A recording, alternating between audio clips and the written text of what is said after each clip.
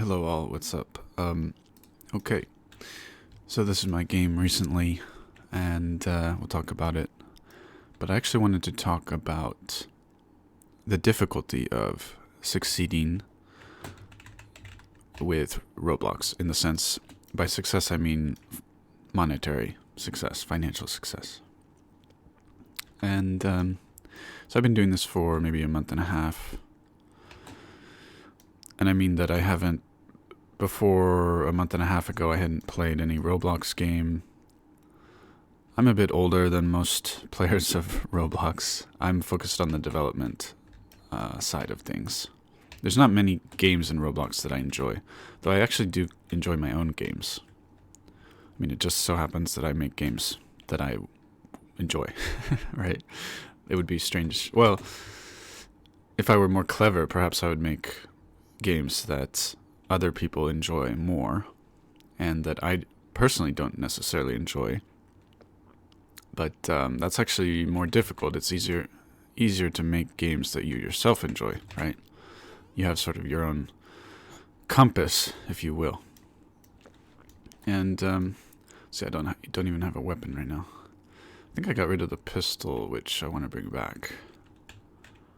But and the assault rifle I need to bring back. Okay. Recently, this game, it was usually, the like percentage was usually in the 70% area.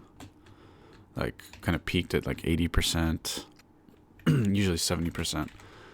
And recently I watched it go down into the 60% area. And actually today I think it was at 59%, which is the new low. And I removed these little like bunkers, and I removed the pistol and the assault rifle. Let's see, I think I completely removed the assault rifle.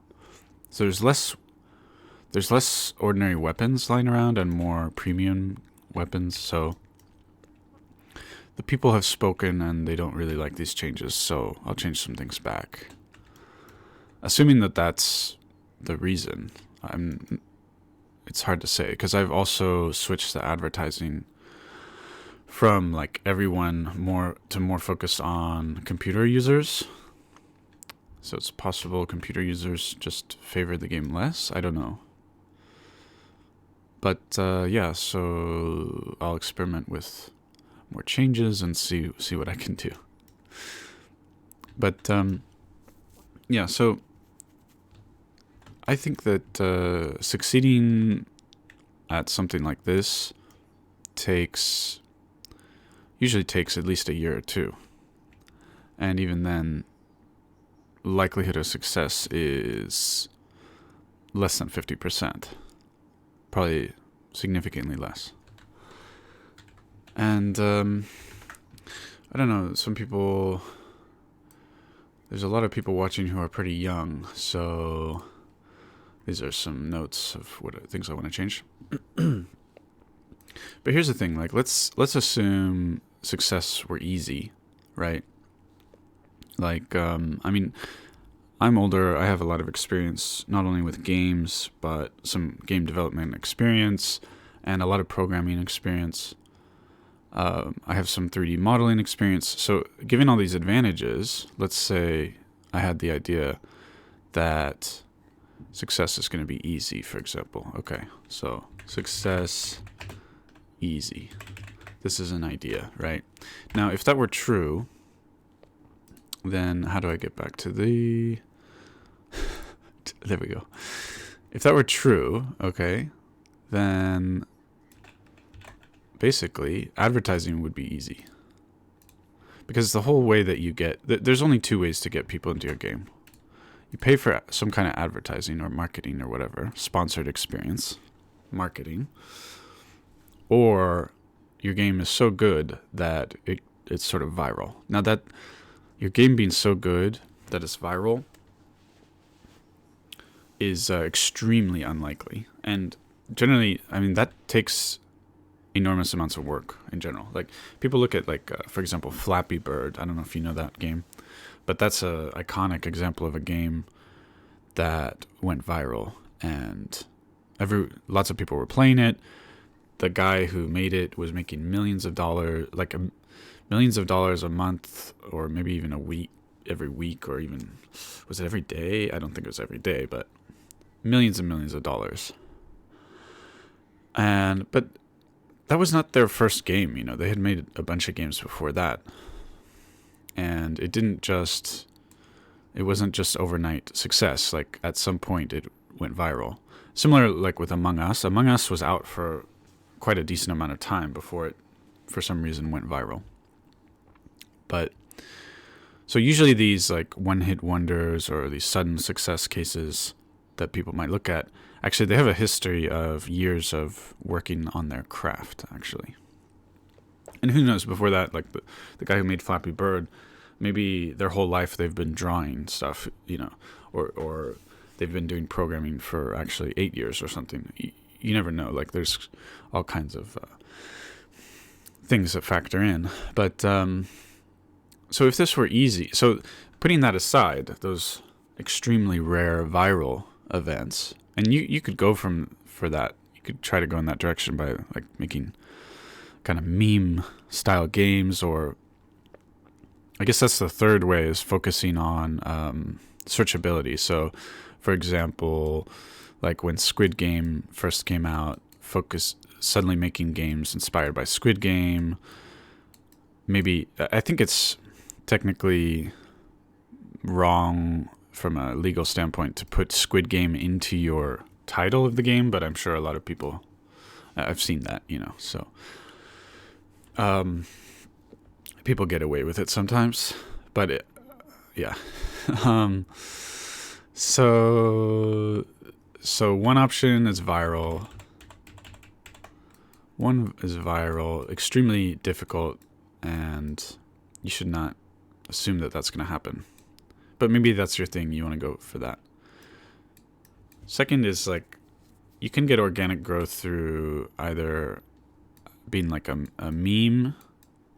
Like, a lot of games seem like memes. Like, there's this one with this giant head that chases you in the maze, and there's a lot of toilet themed games, but the ones that I've seen that are successful seem to be like the toilet tower defense, has a lot of hard actual work put into it.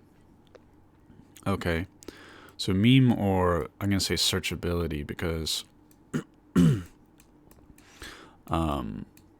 like I was saying, like with the Squid Game thing, or if you make a game with like Mr. Beast in the title or something like that, maybe people are searching for this stuff. So this might be a road to organic growth.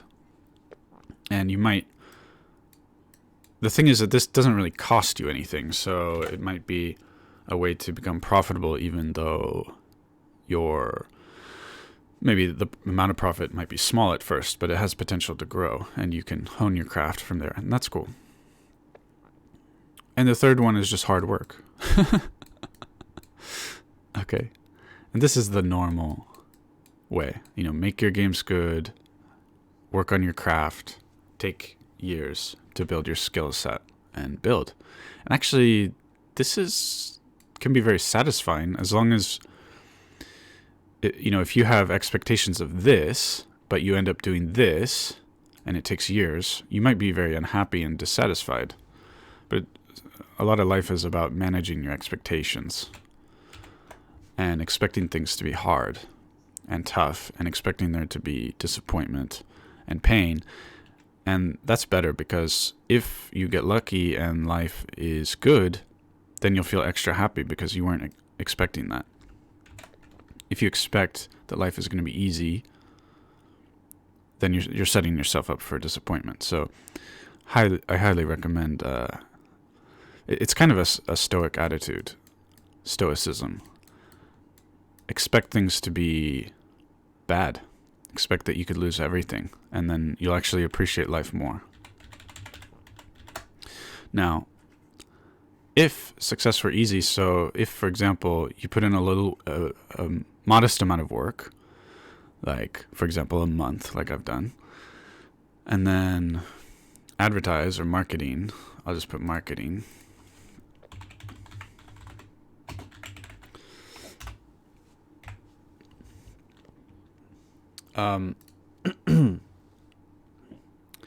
if this were the case, then what would people do? Lots of people would be attracted to this whole loop. They'd be attracted, they would try things, anyone would try it, and you'd have lots of people now making ads. And what would happen? Ads become expensive, right? And I'm not separating here like the difference between an ad and a sponsored experience. It's all just marketing. It's all advertising. Ads become expensive. And then what happens? Then let's erase this part. Fill. Black. Boom. Ads become expensive. Not. Oh. Success. Not easy. It's like kind of the old adage that nothing is too good to be true, right? This is just generally true in the economy and the real world in general. That if something were easy, like a lot of people point at a business and say, well, the owner doesn't really do anything. That's what it's kind of easy for people to think that. But owning a business is actually maybe difficult and complicated. Getting the right people, managing people is something that most people aren't that good at. And if something were easy, what happens is people rush into it, and whatever was making it easy in the beginning becomes hard. It's like the gold rush, right? There's always this law of diminishing returns. Oh gosh, law of diminishing returns. So anyway, I maybe am not explaining all this in the best possible way, but there's a lot of versions of this whole idea, and basically, all I'm saying is that I was not expecting this stuff to be easy. Of course, there was kind of a fantasy that, oh, maybe I'll just get lucky and things are quick and easy to set up and be profitable and all that. That was motivating me to work on this, and I was kind of one of the sort of medium-term goals was to have monetization in the game. Like my first 2 or 3 weeks, I had no monetization, so there was no possible way to make money. Now these are monetized, right? This costs a little bit. It's not too much. And I'm not super happy with this. There's like better ways to do things. But, oh, they left. But, oh, now I have 2 rocket launchers. That's a bug. Anyway, yeah, so there's all kinds of ways I can improve. But I'll just say that, so like, lately I've been spending, I set it to spend like $30 a day on advertising. And my daily revenue is roughly about 60 Robux per day. So if I were to buy Robux with $30, that would be 3,000 Robux. However, if I were to cash out Robux to get dollars, I would need like 9,000 Robux. So I need to multiply what I'm doing by about 150. I need to get my revenue to be about 150 times where it is in order to reach the break-even point. So, you know, if based on this small amount of development that I've done over a month and a half, if it had been like a 10% instead of 1/150, so if I only needed to multiply what I'm doing, my revenue, by 10% to reach break-even, it would be much easier to see a path towards success where okay, I just need to figure out how to multiply my effectiveness with the advertising by a factor of like 3 or 4. And then I also need to multiply the effectiveness of my games in terms of how much people come back and how much people spend when they're in the game. I just need to multiply that by 3 or 4, and then I'll get to 10 times where I'm at. However, because it's 150 times, it gets back to, reality that life ain't easy. But to be honest, I find this more interesting. See, like, if I had success within a month or two, in some way that's boring, right? It's like, oh, I can just sit back. It's all very easy. But the fact is, you need a lot of hard work. So there's nothing really surprising about that. But what I'm doing for now, my advertising is more about learning. I have a little money to spare on it. And what I want to see is what happens to sort of the monetization rate and the number of active players. If I do $30 a day for, let's say, 10 days in a row, for example, does my number of active players double, or does it stay roughly the same? What happens? And it's slightly complicated because I tinker with things. So ideally, if you're experimenting with something, you want to have where you're modifying just one variable at a time, but that would mean that I would have to wait for 10 days or something to get data, then make one change, wait for 10 days, make one change, wait for 10 days. It's too slow. So things are a bit complicated, but the important thing is that just over time, I improve those numbers. And it's going to be a long journey because 150 times where I'm at now, it's going to take a long time. It's going to take a lot of work. But I don't know.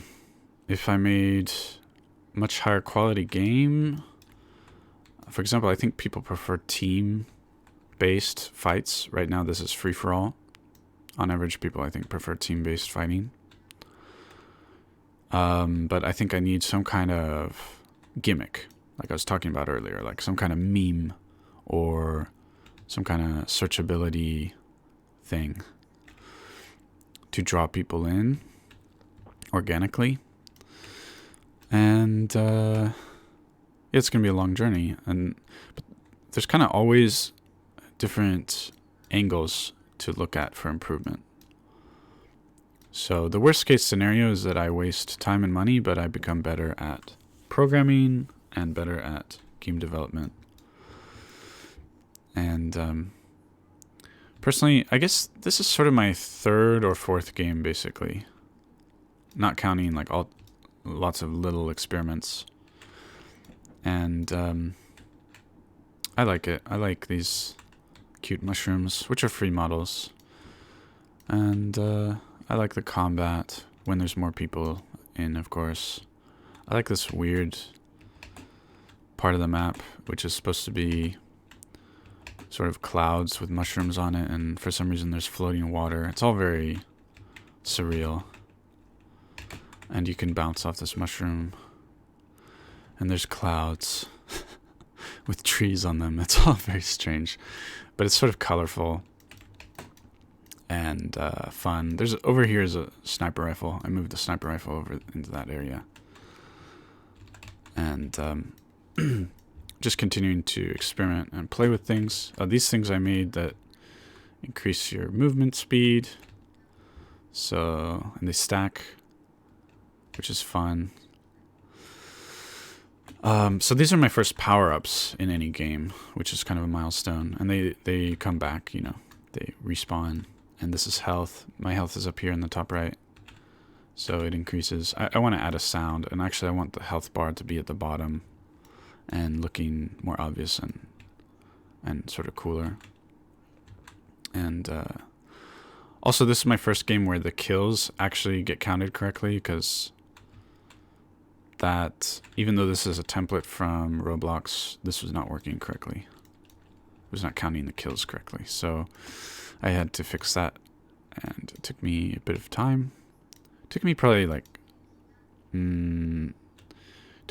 15 hours split over 3 days.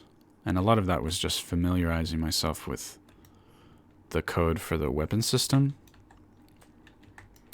which is not, it's not a custom weapon system. It's just the Roblox default one. So that's another way I can maybe multiply the quality and interest in my game, is by making my own custom weapon system and custom weapons, possibly that are first person, and then maybe focus on computer users, because I think if it's a first person shooting game, probably it's only computer users that are interested. I'm not sure if that works very well on mobile or tablet. If any of you have ever actually enjoyed a first-person shooter that's actually first-person on mobile or tablet, let me know. I think it's always third-person, right? Like Fortnite and even Apex Legends. Actually, yeah, they have mobile Apex Legends. I've never played it, so I don't know what it looks like. I mean, I played Apex on PC, but anyway. So I guess that's it. Just I want people to know, like, some people come into my games and they see, like, sometimes I boost the advertising just for a couple hours while I'm here and ready to play, and there'll be like 10 or 15 people in the game. And so right now the advertising is only for computer users, which is more expensive. Like if I were doing only, well, if it were open to everyone for the advertising, there would be more people here. But yeah. And I realized lately that I can probably improve the metrics by improving my thumbnail, which is kind of obvious, I guess. But what I mean is that if I improve my thumbnail, I might be able to get those more expensive users for cheaper. So like more expensive users, tablet users are more expensive to get than mobile users. And computer users are also more expensive than mobile. And this is probably because they're a lot, actually, tablet are way more expensive than mobile. And this is probably because they spend more money in games. And so people are willing to pay more to target that demographic, those users. So I don't know. Yeah, probably though, improving my thumbnail, I don't know if it will make it cheaper to get those users. I'm guessing yes, but I'm not sure. Anyway, more stuff to experiment with. Lots of stuff to experiment with, play around with, and lots of ways to improve my game. That's it. I just wanted, to point out that it's hard, which hopefully is not surprising. But yeah, some people come into my games and see sometimes like 10 people in there, and they're jealous. But I want people to know I'm an adult who's throwing money at advertising in my game. That's the only reason. So I'm not profitable at all. Very, very far from it. And it's the beginning of a journey. So I just want to be upfront about that, and I don't want people to have any misconceptions and think that, oh, if they only had, $50, they'd be able to just do a little bit of advertising on their game, and after that, it'd be smooth sailing. That's just not accurate at all. So, yeah, that's it. That's the point of it for today. So, have a good one, and let me know any comments.